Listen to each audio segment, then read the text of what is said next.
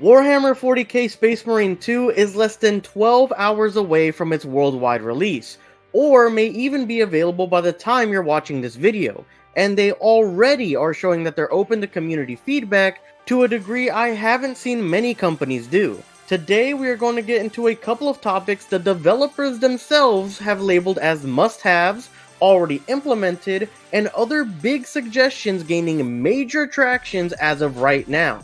So let's get right into it. Focus Entertainment, the publishers for Space Marine 2, on their official site have a community section named Focus Together, with a tab dedicated to player ideas and suggestions to be implemented into the game. Once these ideas are submitted on the forum, players can comment on the ideas and upvote them, sort of like a Reddit dedicated to the development of this game. Not only can players do this, but designated moderators who are from parts of the development team pay attention to these ideas and suggestions, and flag some that have major traction behind them or that they think are just interesting with certain tags. These tags range from out of vision, basically saying it's a nice idea but probably won't make it into the game due to limitations, or that they think it's not worth doing for one reason or another, all the way to the must-have tag, and may even say with additional comments on why it's a great idea and what they plan to do to try and implement the suggestion. These comments and tags for certain ideas can give us insight as to when and what is coming to the game, and most of it is led by ideas of the community along with the ideas of the development team, which is pretty awesome to see. I will be linking this exact page of the site below, just in case you want to check this forum out for yourself and check out the latest topics. For now though, let's go through them together and give some of our 2 cents when it comes to things already implemented and 2 suggestions listed as must-haves. First on up, let's touch on the things already implemented through ideas from the community.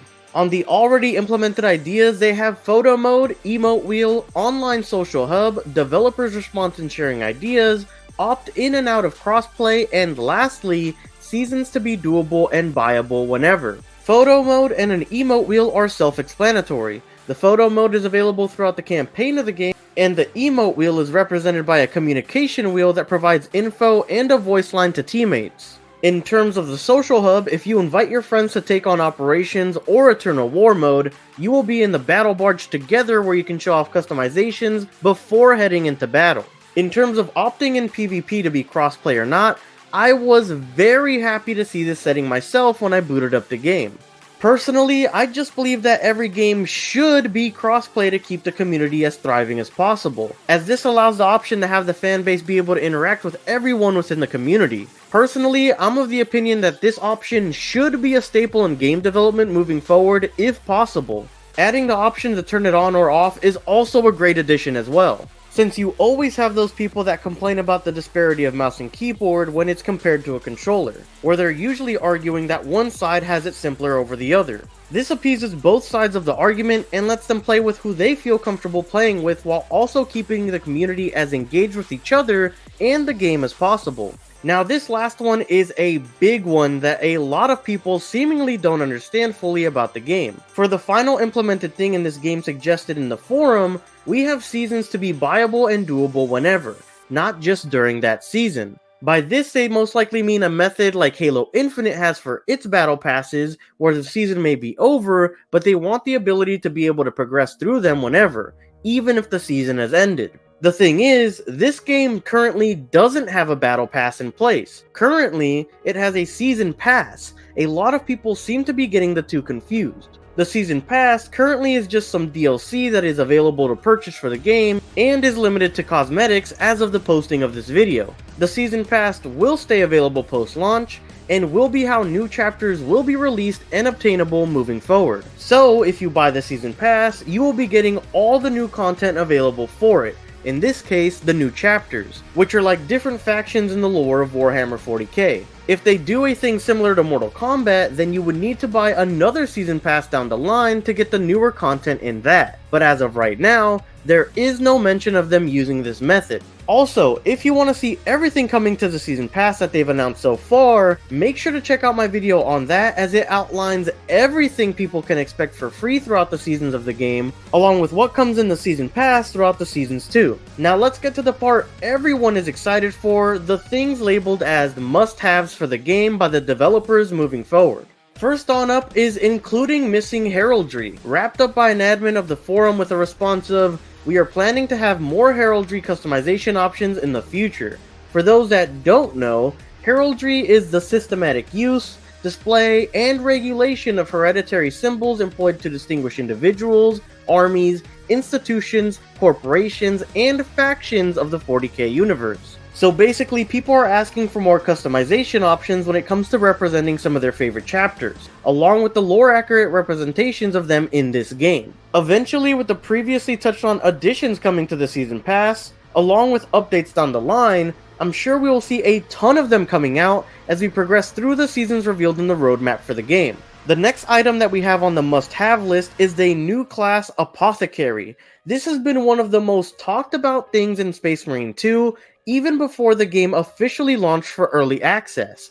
Everyone has wanted to know if there would be new classes, and if so, what those classes would be. Currently through this, now we know one of those in the pipeline is the Apothecary class. Brother Ulfar, the maker of the post, said the following: "The classes we have today are awesome, but an area that doesn't seem to be covered is healing. An Apothecary unit fills this gap and offers a unique look, Narthessium weapons, and playstyle. This would be a great unit in PvE where there are no places to get your health back, whereas in PvP, it would allow the developers to tinker more with time to kill." Personally, I couldn't agree more with Brother Ulfar, and the developers seem to agree as well, stating, "Hi there, thank you for suggesting this idea. Implementing new classes in the game is an idea we've had already.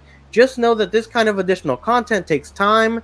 Thank you." From the response, it seems that more than likely they mean the general idea of having a new class is a quote-unquote must-have, with one of the ones being majorly considered of coming first being the suggested Apothecary class. Now we know in Season 2 and Season 4 are major milestones that an Apothecary class would be more than useful. For those that aren't too familiar with the class, it's majorly regarded as a Space Marine Medicae that's there to help other units survive throughout enemy onslaughts with their advanced biomedical and scientific training, who essentially work as combat medics. Season 2 and Season 4 would more than likely be the time they come out, since as the admin said, making additional content like this does take a little bit of time, and those are where we get the new difficulty mode Lethal in Season 2 for operations, and in Season 4, we get the new PvE mode Horde mode. The Apothecary being a staple healing class for a group makes a ton of sense to be introduced during one of those major season updates, since they would help a ton when it comes to surviving in these PvE modes through what will possibly seem like endless waves of some of the toughest Tyranids ever to fall to our blades. Finally, let's end off with some currently trending topics. One is additional and free campaign missions to be released along with operations and PvP content. In addition, people are also asking for content around Chaos Space Marines for the game as well. We won't delve too much into these trending topics in this video, but I'm personally of course on board with more campaign content coming out, and I'm interested to see what they would do in terms of Chaos Space Marines moving forward. Again, for those of you interested, I will be linking the main page for this forum down below in case you personally want to suggest something or just browse around yourself. Overall, I'm super excited to see player feedback, especially when it's getting interactions from not only other players, but developers as well. I can't wait to see what comes from this moving forward. Let me know what you guys think of all of this in the comment section down below. I'm personally most excited for the new classes, new enemies, and playable modes in the future.